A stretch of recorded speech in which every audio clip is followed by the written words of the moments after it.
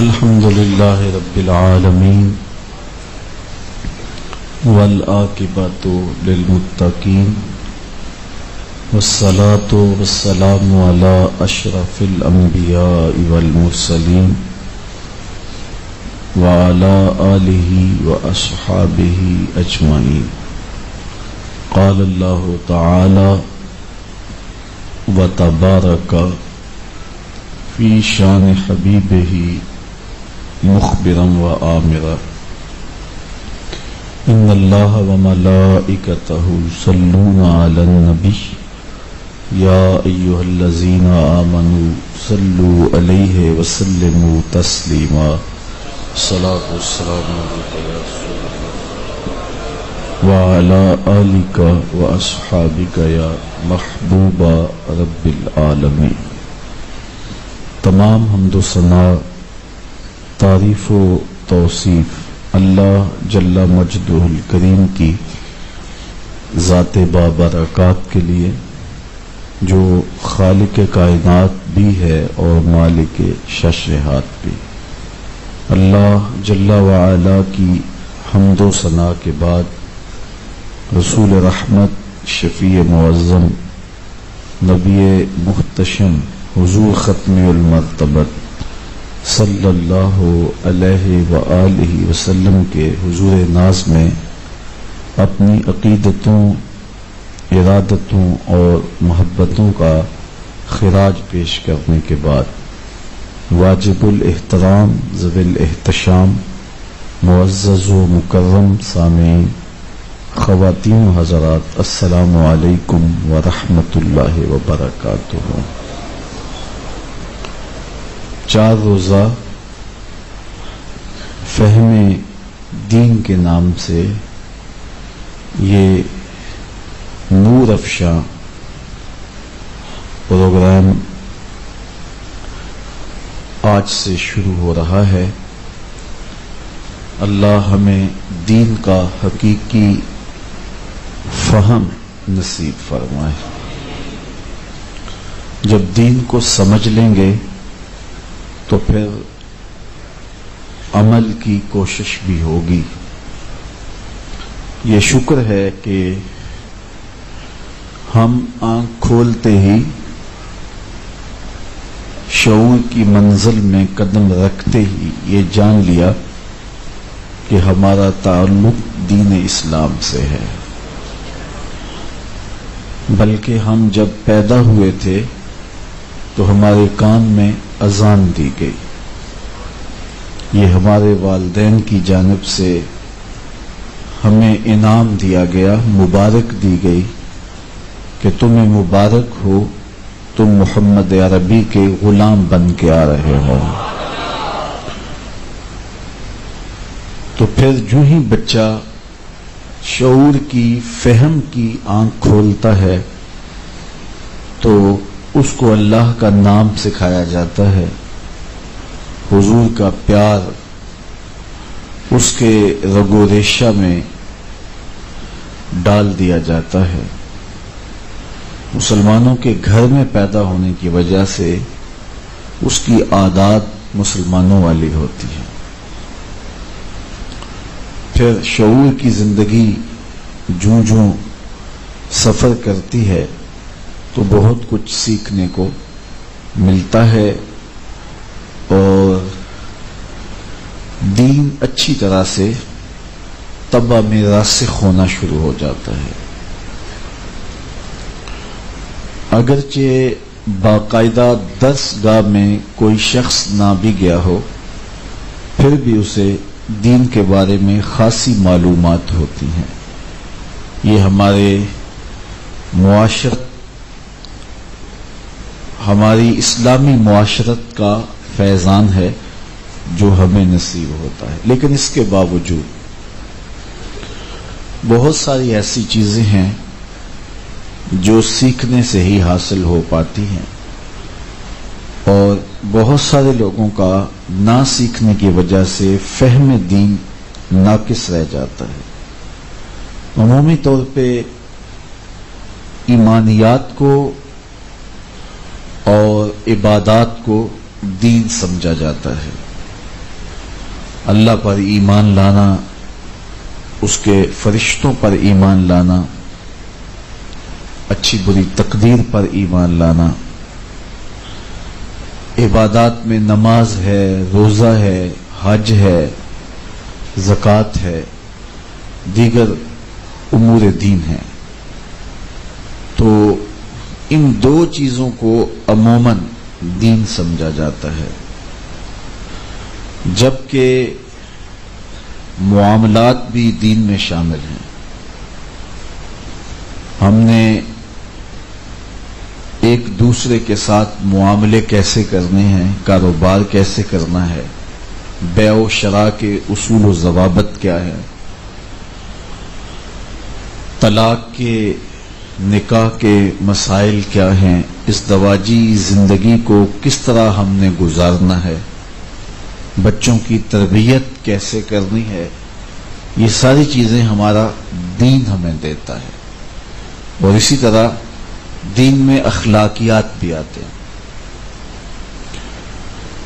ہم نے جھوٹ نہیں بولنا، ہمارے رویے کس طرح کے ہوں، ہماری گفتگو اور انداز تکلم کیا ہونا چاہیے، بات کرتے ہوئے مخاطب کے جذبات کا کیسے خیال رکھنا ہے۔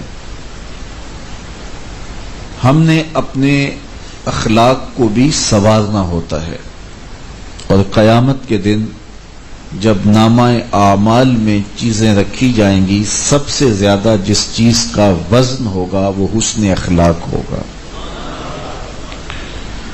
تو دین ان ساری چیزوں کے مجموعے کا نام ہے۔ سب سے پہلے ایمانیات آتے ہیں، عقائد آتے ہیں، نظریات جسے کہا جاتا ہے۔ اس میں اللہ جل شانہ پر یقین کہ وہ موجود ہے، واجب الوجود ہے۔ واجب الوجود کا مطلب یہ ہے کہ اس کا ہونا واجب اور ضروری ہے، ہم ممکن الوجود ہیں۔ اللہ کا شریک ممتنع الوجود ہے، یعنی ہمارا ہونا نہ ہونا برابر ہے۔ اگر ہم ہیں تو ٹھیک، اگر نہ بھی ہوتے تو پھر بھی کوئی فرق نہ پڑتا۔ اور ممتنع الوجود کا مطلب یہ ہے کہ اس کا نہ ہونا واجب اور ضروری ہے۔ اللہ کا شریک فی نفس ہی ممکن ہی نہیں ہے۔ اگر کوئی کسی کو اللہ کا شریک ٹھہرائے تو وہ اللہ کا شریک اسے ٹھہراتا ہے، لیکن فی نفس ہی وہ اللہ کا شریک نہیں ہے۔ کوئی بت کو خدا مانتا ہے تو وہ مانتا ہے، وہ بت خدا نہیں ہے۔ کوئی اس کو متصرف حقیقی مان لیتا ہے تو وہ مان رہا ہے، وہ تو اپنے بدن پہ بیٹھی مکھی بھی نہیں اڑا سکتا، تو وہ کیسے متصرف حقیقی ہو سکتا ہے؟ تو اللہ کا شریک ممکن نہیں، تو ممتنع الوجود ہے اس کا شریک۔ میں اور آپ ممکن الوجود ہیں، ہمارا ہونا نہ ہونا دونوں جہتیں برابر ہیں، اور اللہ جل شانہ کا وجود واجب ہے، اس کا ہونا ہی ضروری ہے۔ یہ ہو ہی نہیں سکتا کہ وہ نہ ہوتا، وہ ازلی ہے، وہ ابدی ہے۔ کسی کے وجود میں لانے سے وہ معرض وجود میں نہیں آیا، اس لیے کہ وہ خود کائنات کی تخلیق فرمانے والا ہے، وہ ازلی ہے، وہ موجود ہے، ازل سے موجود ہے اور تا بابد رہے گا، اس کے اوپر فنا نہیں ہے، وہ قدیم ہے، ہم حادث ہیں۔ حادث ہوتا ہے کہ جو پہلے نہ ہو، اخراج المعدوم من العدم الى الوجود، یہ حادث کی تعریف علماء نے کی ہے کہ جو معدوم ہو پھر اس کو عدم سے وجود میں لایا جائے تو وہ حادث ہوتا ہے۔ کوئی بھی چیز جتنی بھی پرانی ہے، زمین ہے، آسمان ہے، پہاڑ ہیں، درخت ہیں، جتنی بھی کوئی چیز پرانی ہوگی، ایک وقت اس پہ آیا ہے کہ وہ نہیں تھی۔ سورج ہے، چاند ہے، ستارے ہیں، انسان تو بہت بات کی کہانی ہے۔ هل أتى على الإنسان حين من الدهر لم يكن شيئا مذكورا، انسان پہ ایسا وقت بھی آیا ہے کہ جب وہ قابل ذکر چیز ہی نہیں تھا، نہ اس کا میٹیریل تھا، نہ اس کا مادہ تھا، نہ اس کا وجود تھا، نہ اس کی شکل تھی، نہ اس کا تشخص تھا، نہ بولنے والی زبان تھی، نہ دیکھنے والی آنکھ تھی، نہ سننے والے کان تھے، نہ اس کا حیولہ تھا، نہ اس کا حدود اربع تھا، نہ اس کا نقشہ تھا، کچھ بھی نہیں تھا، قابل ذکر چیز ہی نہیں تھا۔ ایک وقت اس پہ ایسا بھی گزر چکا ہے۔ تو انسان اور جتنی بھی کائنات میں ماں سے واللہ جتنی بھی چیزیں ہیں یہ حادث ہیں، پہلے نہیں تھی، بعد میں معرض وجود میں آئی، لیکن اللہ تعالیٰ پر ایک لمحہ بھی ایسا نہیں آیا کہ وہ نہ ہو اور پھر ہوا ہو۔ وہ قدیم ہے، اپنی ذات کے ساتھ، اپنی صفات کے ساتھ۔ جس طرح اس کی ذات قدیم ہے، اس کی صفات بھی قدیم ہے۔ وہ رازق ہے، جب مرزوق نہیں تھا جس کو رزق دیا جائے، جب وہ نہیں تھا رب، تب بھی رازق تھا۔ جب مخلوق نہیں تھی وہ تب بھی خالق تھا۔ تو یہ اس کی شانیں ہیں جو ازلی ہے، جو ابدی ہیں۔ اس کے حکم سے پوری کائنات معرض وجود میں آئی، اور اس کے لیے اس کو کوئی میٹیریل اکٹھا نہیں کرنا پڑا، کوئی منصوبہ بندی نہیں کرنی پڑی، اس کو کوئی اس کے لیے کوئی نقشہ پاس نہیں کروانا پڑا۔ کیا ہوا؟ جب اس نے کسی چیز کا ارادہ کر لیا تو بس اتنا کہا کن، وہ ہو گئی۔ تو بس اس کے امر کن سے وجود ملتا ہے۔ تو پوری کائنات، فرشتے ہوں، انسان ہوں، جن ہوں، زمین و آسمان ہو، افلاک ہوں، ستارے ہوں، سورج ہو، چاند ہو، پہاڑ ہوں، درخت ہوں، دریا ہوں، عناصر اربع ہوں، جو کچھ بھی ہے اللہ تعالیٰ جل شانہ کے اذن سے، اس کے حکم سے پیدا ہوا۔ اچھا، اس کی ذات جوہر بھی نہیں ہے، عرض بھی نہیں ہے۔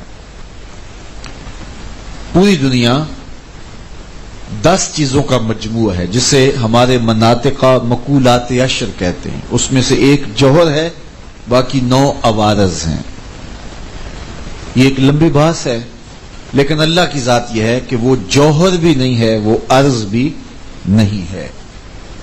چونکہ جوہر عرض کا وہ خالق ہے، تو پوری کائنات کو اس نے تخلیق کیا، اس کے حکم سے ہی کائنات کا نظم چل رہا ہے۔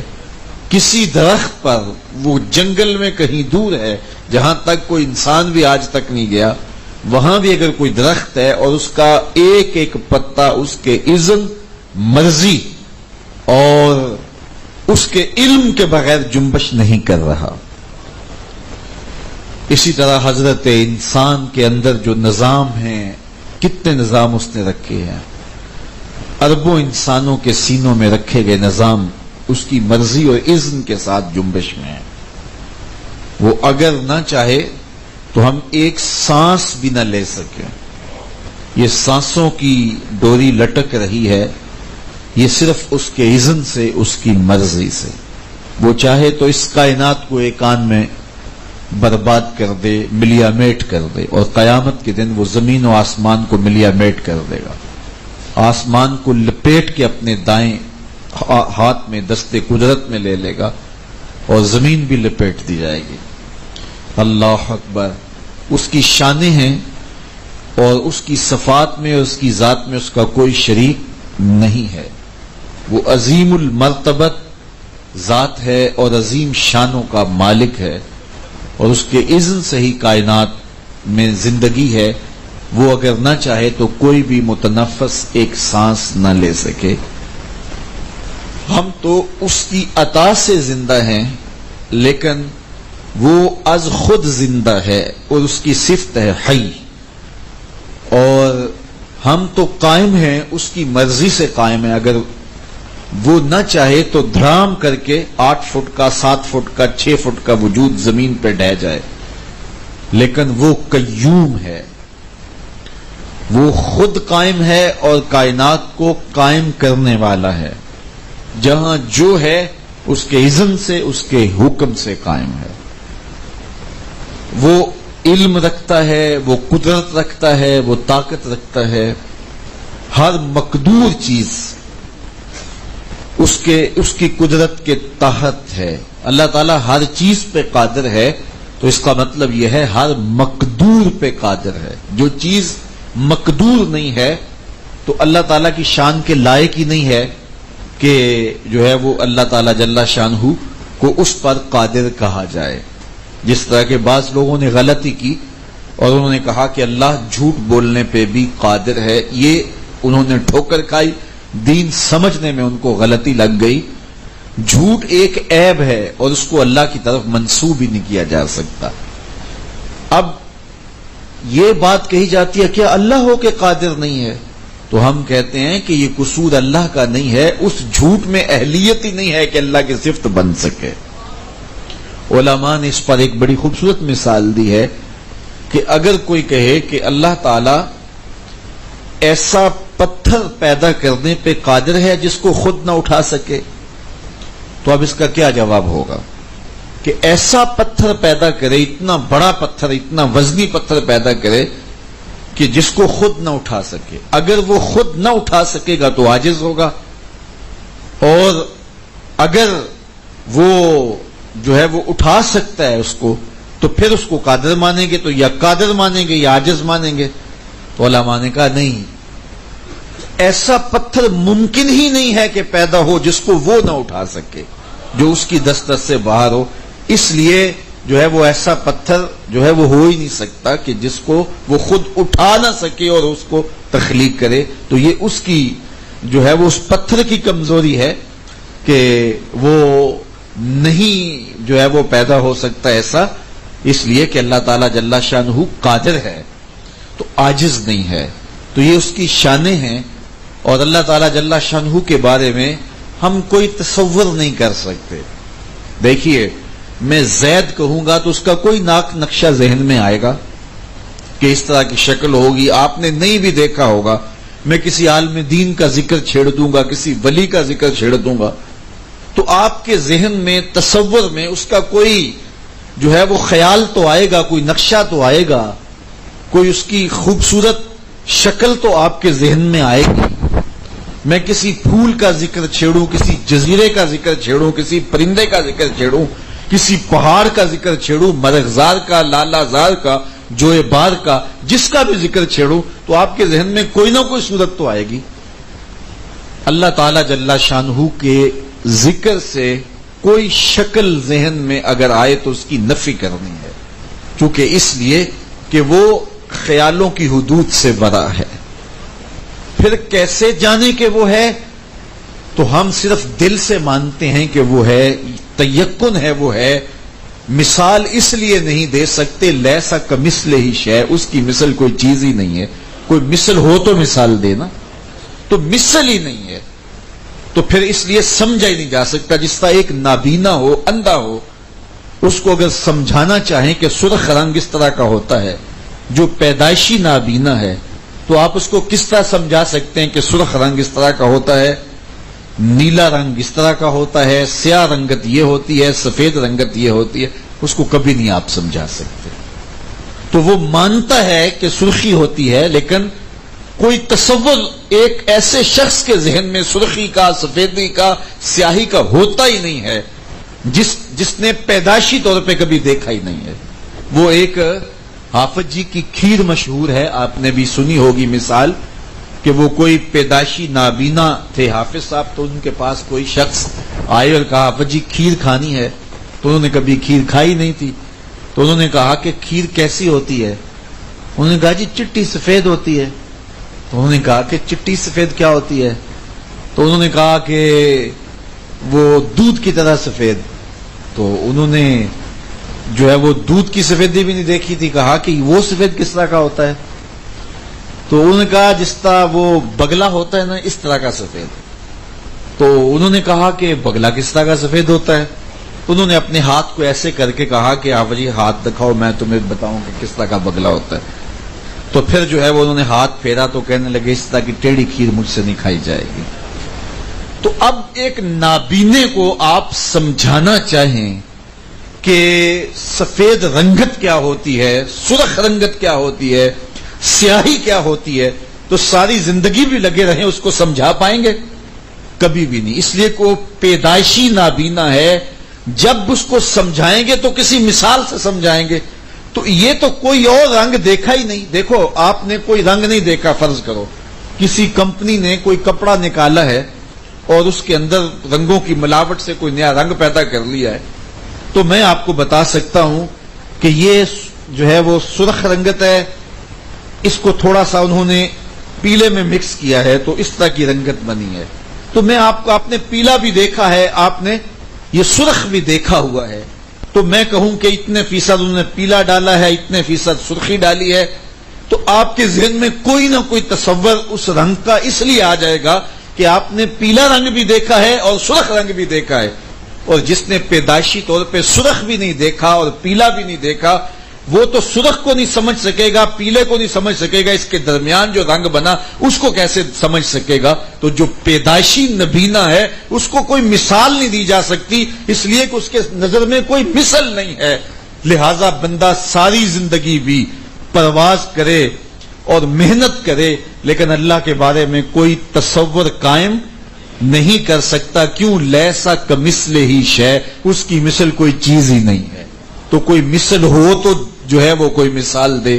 تو حضرت سیدنا صدیق اکبر رضی اللہ تعالیٰ عنہ فرماتے ہیں کہ العجز عن ادراک ہی ادراکن, اس کے ادراک سے عاجز آ جانا یہی اس کا ادراک ہے.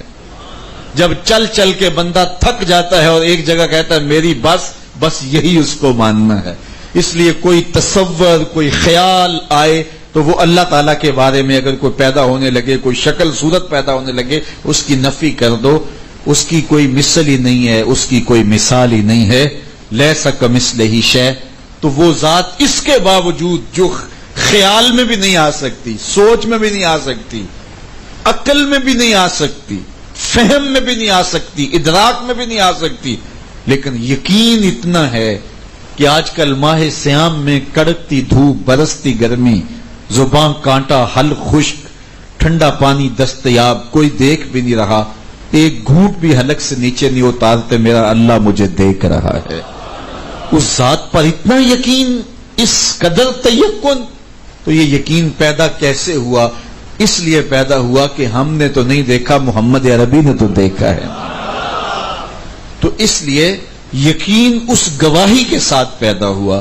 تو اگر گواہی کو درمیان سے نکال دیا جائے تو پھر کچھ بچتا ہی نہیں ہے. اس لیے حضور علیہ الصلوۃ والسلام کی ذات کو درمیان سے نکال کر کے جو ہے وہ اللہ تعالیٰ کی توحید کا تعقل اور شعور ہی حاصل نہیں ہو سکتا. بعض لوگ اللہ اور اس کے رسول کی ذات کے حوالے سے خام خواہ غلط فہمیوں کا شکار ہو جاتے ہیں.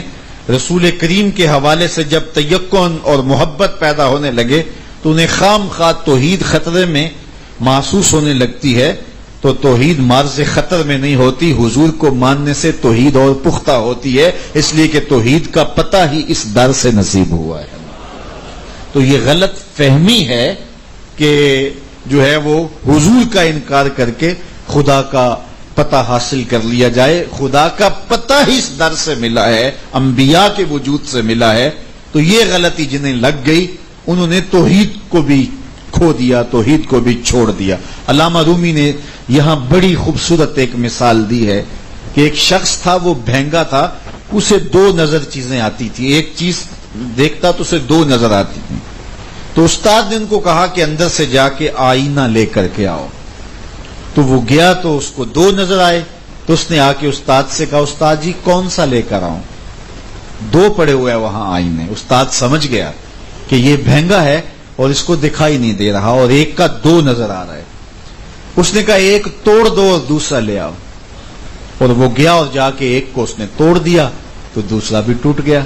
اس نے کہا استاد جی میں نے تو ایک کو توڑا ہے تو دوسرا بھی ٹوٹ گیا. رومی فرماتے ہیں جو نبی کو چھوڑتا ہے خدا کا در بھی چھٹ جاتا ہے. تو وہ سمجھتا ہے شاید میری توحید پکی ہو رہی ہے لیکن اس کے پلے رہتا ہی کچھ نہیں, بچتا ہی کچھ نہیں. اسی لیے میرے امام نے کہا بخدا خدا کا یہی ہے در, نہیں اور کوئی مفر مکر, جو وہاں ہو یہیں آ کے ہو, جو یہاں نہیں وہ وہاں نہیں. بخدا خدا کا یہی ہے در. اس لیے اسی چوکھٹ پہ آئیں گے تو وہ در ملے گا. اب کا ایک اسلوب دیکھیے, وَإِذَا سَأَلَكَ عِبَادِي أَنِّي فَإِنِّي قَرِيبٌ. حبیب میرے بندے تیرے پاس آ کے میرا پوچھتے ہیں.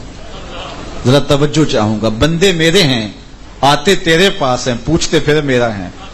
فَإِنِّي قَرِيب، فا تاکیبیہ کے بعد علماء کہتے ہیں کل مقدر ہے، آنے والوں کو حبیب بتلا دیجئے میں رب دور نہیں نیڑے ہوں، مل جائے گا. اللہ اکبر، دور نہیں نیڑے ہوں، مل جاؤں گا. تو یہ ہے فَقُلْ إِنِّي قَرِيب، انہیں بتلا دیجئے، انہیں کہہ دیجئے میں دور نہیں نیڑے ہوں. لیکن حضرات صوفیہ فرماتے ہیں کل مقدر ماننے کی ضرورت ہی نہیں ہے، بات سیدھی سی ہے.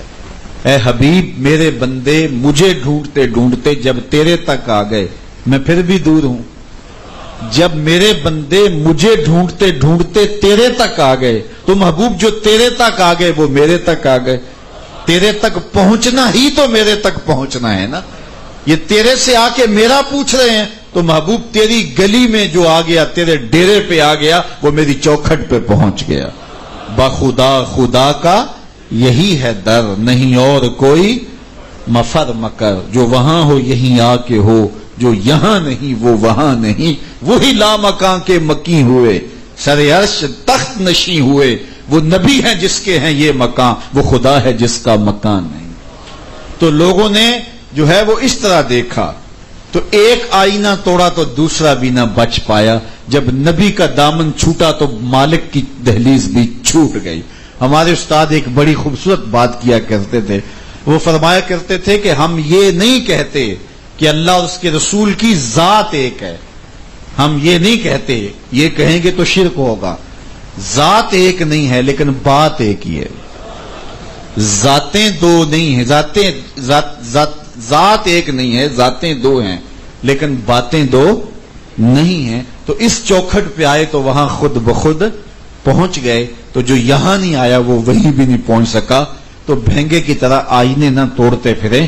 حضور اللہ کے جمال کا آئینہ ہے. جس نے خدا کو دیکھنا ہے مصطفیٰ کو دیکھ لے. خود فرمایا من رآنی فقد رآ الحق، جس نے مجھے دیکھا اس نے حق کو دیکھ لیا. تو اللہ تعالی جل شانہ اپنی تمام تر صفات کے ساتھ، اپنی شانوں کے ساتھ موجود ہے. اس کے باوجود کہ وہ دکھائی نہیں دیتا. لیکن یہ لازمی نہیں ہے کہ جو چیز دکھائی نہ دے اس کا انکار ہی کر دیا جائے.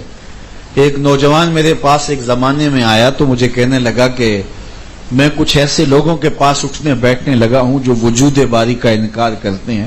تو میرے اندر کی بھی تشکیک پیدا ہو گئی ہے. تو میں آپ سے کوئی جو ہے وہ بحث کرنا چاہتا ہوں. میں نے کہا جی میں کوئی مناظر تو نہیں ہوں، لیکن ہو سکتا ہے اللہ میری زبان پہ کوئی ایسا جملہ جاری کر دے جس سے آپ کو تسلی اور تسکین ہو جائے. تو میں نے جو بھی توحید پر، اس کی ذات پر دلائل تھے، جو ہے وہ آفاقی دلائل، انفسی دلائل، قانون شہادت، جو بھی چیزیں تھیں ان کے سامنے رکھی.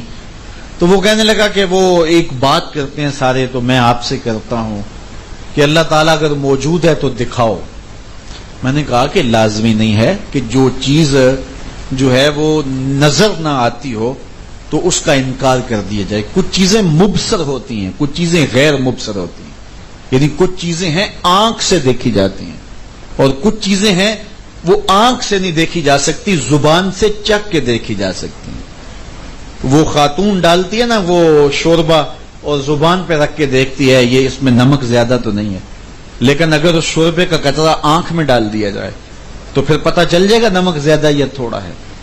اس طرح آپ کو خوشبو دی جاتی ہے تو آپ سونگھتے ہیں، کہتے ہیں کستوری ہے، یہ نسرین ہے، نسترن ہے، یہ کیا ہے، یہ کیا ہے. اب اس عطر کو آنکھ میں ڈال دیا جائے یا زبان پہ رکھا جائے تو وہ زبان سے نہیں دیکھی جا سکتی ہے. آپ کپڑا لینے جاتے ہیں تو ہاتھ سے ٹٹول کے دیکھتے ہیں موٹا ہے یا جو ہے نرم ہے یا کس طرح کا ہے. تو اب اس کا تعلق جو ہے وہ چکھ کر دیکھنے سے نہیں ہے یا کان میں ڈالنے سے نہیں ہے. یہ آپ جو باہر حال سے بیٹھے ہیں وہ پہچان رہے ہیں کہ یہ رضا ثاقب بول رہا ہے تو میری آواز کو پہچانتے ہیں، یہ کان سے پہچانتے ہیں، یہ کان سے دیکھ رہے ہیں. اب جو ہے وہ اب آنکھ کے اندر تو آواز نہیں ڈالی جا سکتی، زبان پہ نہیں. ہر چیز کو دیکھنے کا ایک طریقہ ہوتا ہے. جو آنکھ سے چیزیں دیکھی جاتی ہیں انہیں کہتے ہیں مبصر، اور جو آنکھ کے علاوہ باقی اعضاء سے دیکھی جاتی ہیں جو ہے انہیں کہتے ہیں غیر مبصر. یعنی کان سے دیکھی جا سکتی ہے کہ یہ آواز کس کی ہے، یہ مرد کی ہے، عورت کی ہے، بچے کی ہے، زید کی ہے، بکر کی بھی ہے۔ 15 سال کے بعد ایک دوست کو ملے، اس کا اچانک فون آیا، دیکھا نہیں ہے لیکن آپ نے آواز سنی تو پہچان لیا۔ اس طرح کچھ چیزیں جو ہے وہ چکھ کے پہچانی جاتی ہیں، یہ امرود ہے، یہ کیلا ہے، یہ سیب ہے۔ آنکھیں بند ہو نابینا بھی پہچان لیتا ہے، جو پیدائشی نابینا ہو اس کو کھلایا جائے سیب تو بتائے گا یہ سیب ہے، یہ انگور ہے، کیونکہ وہ ذائقوں سے آشنا ہے، اس کا تعلق زبان سے ہے۔ اس طرح سونگنے سے خوشبوؤں کا احساس ہوتا ہے، بدبو کا احساس ہوتا ہے۔ تو مختلف اعضاء سے کچھ چیزیں تول کے دیکھی جا سکتی، قوت لامسہ سے، قوت سامعہ سے، اور قوت باصرہ سے، اور اسی طرح قوت ذائقہ سے کچھ چیزیں دیکھی جا سکتی ہیں۔ اور کچھ چیزیں یہ تو مبصر غیر مبصر ان حواس میں سے ہے، اور کچھ چیزیں ہیں کہ ان حواس سے بھی نہیں دیکھی جا سکتی، وہ عقل سے پہچانی جاتی۔ 2 دونی 4، تو 2 ضرب 2 4 ہوتا ہے، تو یہ نہ کان میں ڈالا جا سکتا ہے، نہ آنکھ میں ڈالا جا سکتا ہے، نہ زبان سے چکھا جا سکتا ہے، یہ عقل سے بات سمجھ میں آتی ہے۔ تو میں نے اس کو یہ سمجھایا تو وہ کہنے لگا جی وہ یہ بات کرتے ہیں، تو اس کا وہ سادہ جواب، تو میں نے کہا کہ میاں میں آپ سے بحث نہیں کرنا چاہتا۔ کہتے کیوں جی، آپ اتنی دیر سے میرے ساتھ لگے ہوئے ہیں۔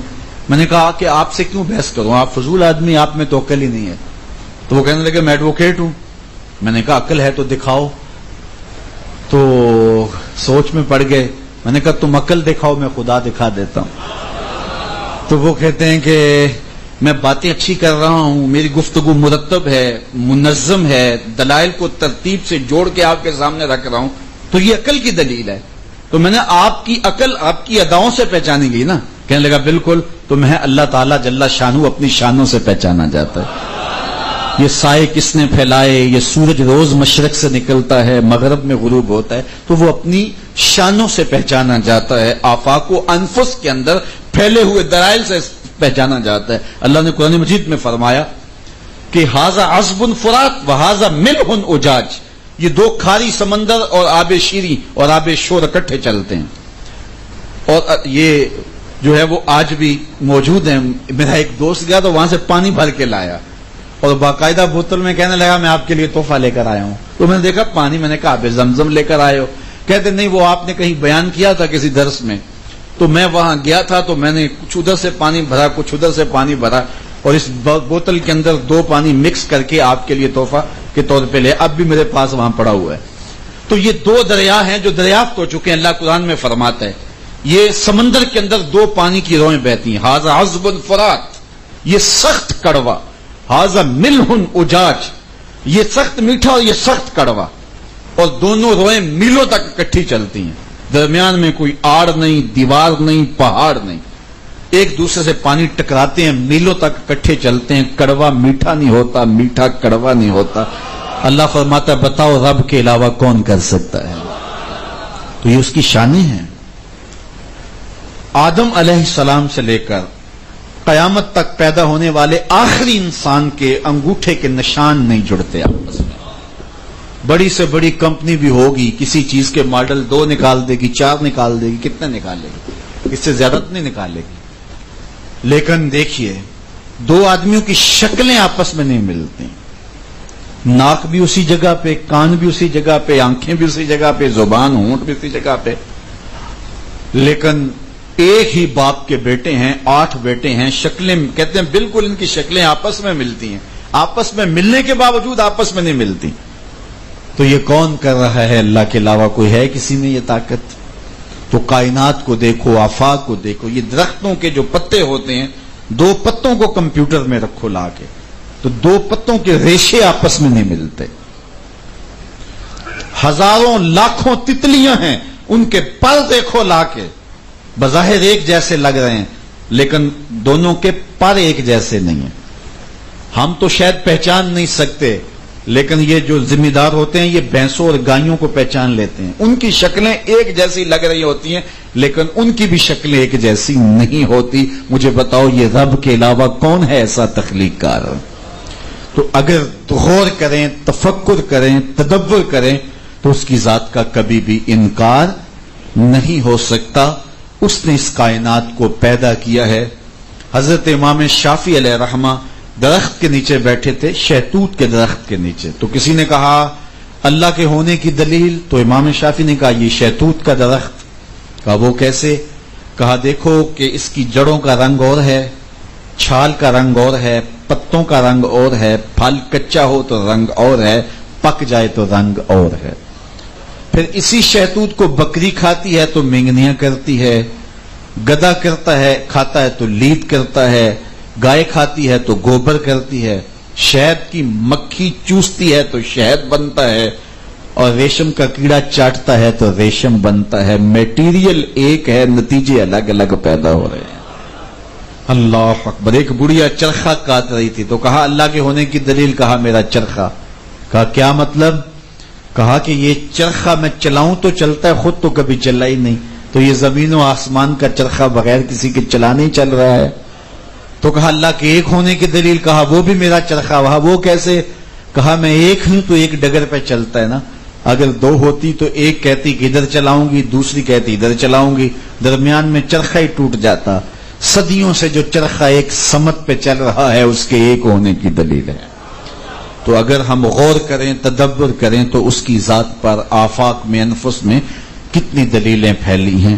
اللہ اکبر. تو اللہ پر ایمان لانا کہ وہ متصرف حقیقی ہے، اس نے پوری کائنات کو تخلیق کیا ہے، اس کے اذن کے بغیر کچھ نہیں ہو سکتا، اس کے امر کے بغیر کچھ نہیں ہو سکتا. کائنات کو اس نے پیدا کیا ہے، امر کن سے پیدا کیے ہے، اور پھر ایک دم پوری کائنات فنا بھی کر دے گا، اور حشر کا میدان ہوگا اور حضرت اسرافیل سور پھونک دیں گے اور کوئی متنفس باقی نہیں رہے گا. اللہ اسرافیل سے پوچھے گا کوئی باقی رہ گیا؟ تو عرض کرے گا مالک سب آغوش موت میں چلے گئے، آپ تیرا وجود مالک باقی ہے اور میرے میں بھی سانسوں کی ڈوری چل رہی ہے. تو اللہ تعالیٰ فرمائے گا تو بھی آغوش موت میں چلا جا. تو وہ بھی سور پھونکتے، وہ بھی آغوش موت میں چلے جائیں گے. اب ساری دنیا آغوش موت میں ہوگی. پھر اللہ خطاب فرمائے گا این الملوک، بادشاہ کدھر ہیں؟ تو کوئی سر نہیں اٹھا سکے گا، بڑے بڑے شہنشاہ، متکبر، فخر والے. پھر اللہ فرمائے گا ان المالک، میں بادشاہ ہوں. پھر اللہ تعالیٰ فرمائے گا این المتکبرون، تکبر کرنے والے کہاں ہیں؟ تو کوئی سر نہیں اٹھا سکے گا. پھر اللہ فرمائے گا میں متکبر ہوں، یہ شان میری ہے. پھر اس کے بعد دوبارہ زندگی دے گا. اللہ اکبر. پھر لوگوں کا حساب ہوگا. اس نے جنت کو پیدا کیا، اس نے دوزخ کو پیدا کیا. جنت اس کی رضا کا مظہر ہے، دوزخ اس کے قہر و غضب کا مظہر ہے. مطلب کیا؟ جس پہ راضی ہوگا اس کو جنت میں بھیجے گا، جس پہ ناراض ہوگا اس کو جہنم میں ڈال دے گا. تو جنت کی طلب کرنا اللہ کی رضا مانگنا ہے، جہنم سے پناہ مانگنا اللہ کے قہر و غضب سے پناہ مانگنا ہے کہ مالک اپنے قہر و غضب سے بچانا. تو جنت کی آرزو کرنے کی تلقین کی گئی اور جہنم سے بچنے کی تلقین کی گئی. اللہ کی بارگاہ میں دعا کرنی چاہیے. یہ دونوں اللہ کی پیدا کردہ ہیں اور تیار ہو چکی، اعدت، بالکل تیار ہو چکی. جنت بھی تیار ہے، جہنم بھی تیار ہے. نیکوں کاروں کو جنت عطا کرے گا اور بدکاروں کو جہنم عطا کرے گا. جہنم اور جنت کے درمیان ایک جگہ آراف ہے، جو درمیان میں بعض نے کہا کہ کفار کے بچوں کو وہاں رکھا جائے گا جنہوں نے گناہ بھی نہیں کیے. بعض نے کہا وہ جنت میں جائیں گے اور وہ اہل جنت کی خدمت کریں گے. تو آراف ان دونوں کے درمیان ایک مقام ہے. قیامت یہ ہمارے بنیادی عقیدوں میں سے ہے کہ جو بھی ہم اچھے برے اعمال کر رہے ہیں، قیامت کے دن اللہ کے حضور حاضر ہوں گے ہم، اور ایک ایک عمل نامہ اعمال میں تولا جائے گا. جو ہم کر رہے ہیں کرامن کاتبین اس کو نوٹ کر رہے ہیں، لکھ رہے ہیں، اور وہ کسی سے نہ رشوت قبول کرتے ہیں، نہ کسی کی رعایت کرتے ہیں اور نہ کسی کی فیور کرتے ہیں. جو ہے وہ لکھ لیتے ہیں. کرام الکاتبین کو عمل کی نیت کا بھی علم ہوتا ہے کہ یہ اس نے ریا کے لیے کیا ہے، چونکہ عمل سے یا خوشبو نکلتی ہے یا بدبو نکلتی ہے، تو وہ جان جاتے ہیں یہ عمل کیسا ہے، اس حساب سے اس کا وزن لکھ دیتے ہیں. اور قیامت کے دن نامہ اعمال جو فساق ہیں، فجار ہیں، ان کے بائیں ہاتھ میں پیچھے سے دیا جائے گا اور نیکوکاروں کے دائیں ہاتھ میں دیا جائے گا. اور جب فساق و فجار نامہ اعمال پڑھیں گے تو اس میں ہر چیز لکھی ہوگی، تو بے ساختہ پکار اٹھیں گے ما لہذا الکتاب لا یغادر صغیرۃ ولا کبیرۃ الا احصاها. ہائے اس کتاب کو کیا ہو گیا، اس نے چھوٹی بڑی ہر بات لکھ دی، لکھا ہوا سامنے آ جائے گا. زمین بھی گواہی دے گی، اپنے اعضائے بدنیاں گواہی بھی دیں گے، فرشتے بھی گواہی دیں گے، اور نامہ اعمال میں بھی لکھا ہوگا. آدمی کی نیکیوں اور گناہوں کے 4 گواہ ہوں گے، لیکن اگر کسی نے گناہ کے بعد توبہ کی، اللہ 4 گواہیاں مٹا ڈالے گا. نامہ اعمال سے بھی حذف کر دیا جائے گا، فرشتوں کی یادداشت سے بھی ختم ہو جائے گا. جس زمین پہ جرم کیا وہ زمین بھی بھول جائے گی، اور اعضائے بدنیاں سے بھی محو کر دیا جائے گا.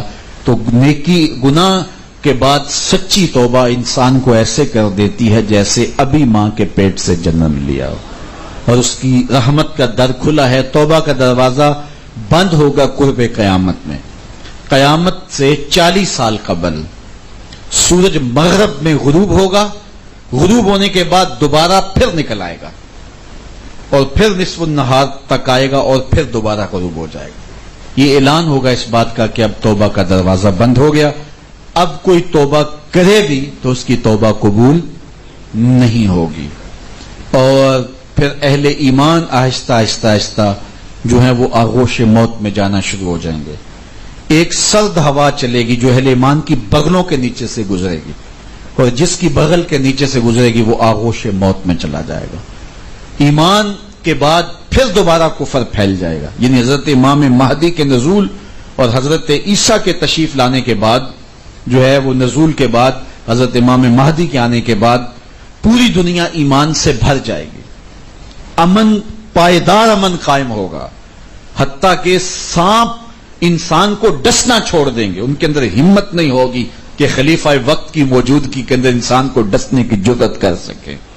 حتیٰ کہ بکری اور شیر ایک گھاٹ پہ پانی پیئیں گے، لیکن شیر کو خلیفہ کا اتنا ڈر ہوگا کہ وہ بکری کو کاٹ نہیں سکے گا. اللہ تعالیٰ جل شانہ اتنی طاقت خلیفۃ المسلمین حضرت عیسیٰ علیہ السلام کو عطا کرے گا. حضرت عیسیٰ علیہ السلام نبی ہیں، لیکن حضور نے فرمایا کہ وہ وقت کیسا ہوگا جب حضرت عیسیٰ تشریف لائیں گے اور امام تم سے ہوگا. یعنی حضرت امام مہدی کے پیچھے نماز پڑھیں گے، اور پھر دین غالب ہوگا، اور پھر وہ حضور کے روضے پہ جائیں گے. حضور میں والذی نفسی بیدہ، مجھے قسم ہے اس رب کی جس کے قبضے میں میری جان ہے. لَيَنزَلَنَّ عِيسَى ابْنَ مَرْيَمَ ثُمَّ لَئِن قَامَ عَلَىٰ قَبْرِي فَيَقُولُ يَا مُحَمَّدْ لَأَجِيبَنَّهُ. فرمایا وہ پھر میری قبر پہ آئیں گے اور مجھے یا محمد کہہ کے پکاریں گے، میں قبر سے جواب دوں گا. گنبد خضرا میں خالی قبر موجود ہے جو حضرت عیسیٰ کے لیے مخصوص ہے. تبھی آپ وصال کریں گے، شادی سے قبل کریں گے. حضرت عیسیٰ 33 سال کی عمر میں آسمان پہ اٹھا لیے گئے، اور آپ نے شادی اور نکاح نہیں کیا. ساری زندگی تجرد کی زندگی گزاری، کوئی سامان بھی اپنے پاس نہیں رکھا. ایک پیالہ رکھا تھا جس سے پانی پیتے تھے، اور وہ بھی ایک دن دیکھا ایک آدمی 2 ہاتھوں کو جوڑ کے پیالہ بنا کے پانی پی رہا ہے، تو وہیں پیالہ توڑ دیا کہ پانی تو یوں بھی پیا جا سکتا ہے. تو آپ نے اس طرح کی زندگی گزاری.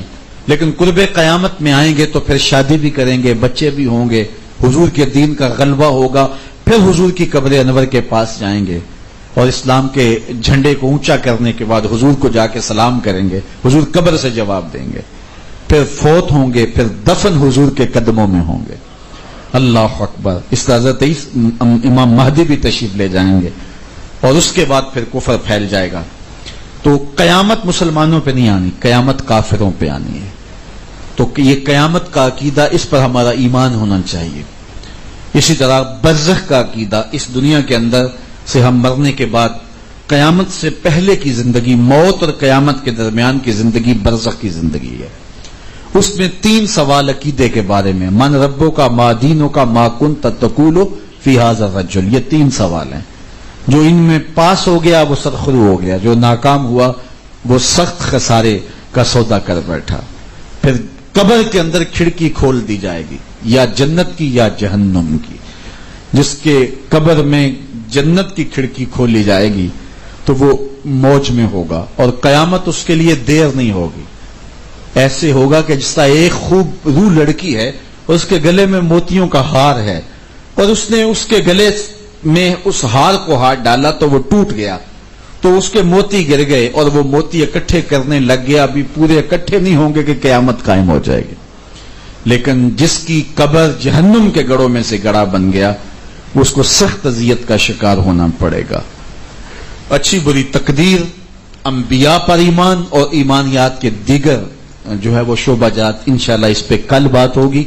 دوبارہ انشاءاللہ ہم یہ پہلے فہم دین کے حوالے سے جو دین کا فہم ہے اور اس میں جو ایمانیات ہیں اس میں پہلے حصے پر ہم دوبارہ کچھ چیزوں پہ بات کریں گے اور پھر اس کے بعد ہم آگے عبادات اور معاملات کی طرف بھی بڑھیں گے اور 4 دنوں کے اندر انشاءاللہ یہ ضروری گفتگو اور کچھ دیگر مضامین ہم مکمل کریں گے. اللہ آپ سب کو جزائے خیر عطا فرمائے. الحمدللہ رب العالمین والصلاة والسلام علی اشرف الانبیاء والمرسلین. مالک اٹھے ہوئے ہاتھ کبھی خالی نہ پھیرنا، پھیلی ہوئی جھولیاں ہمیشہ رحمتوں سے بھر دینا، من میں چراغاں کرنا، باطن میں روشنیاں ڈالنا، ہر خیر ہر بلائی ہماری جھولی میں ڈال دینا. جتنے لوگ دور و نزدیک سے آئے ہیں واپس گھروں میں پہنچنے سے قبل اس اجتماع کی برکتیں سب کے گھروں تک پہنچا دینا. اے اللہ جو سنا جو سمجھا، اے اللہ اگر ان میں کوئی چیز قابل عمل ہے تو ان پر توفیق عمل نصیب ہو، اور جن سے عقیدوں کا حسن اور پختگی نصیب ہوتی ہے اس سے عقیدوں میں جمال پیدا کرنے کی توفیق عطا کر. اپنی جناب سے ہمارے عقیدوں کو حسن، جمال اور پختگی اور رسوخ عطا فرما دے. اے اللہ اپنی ذات پر تیقن، پختہ یقین نصیب فرما. اللہ اپنی صفات کے نور سے ہمیں مالا مال فرما دے. وصلی اللہ تعالی علی النبی الامین وآلہ وصحبہ.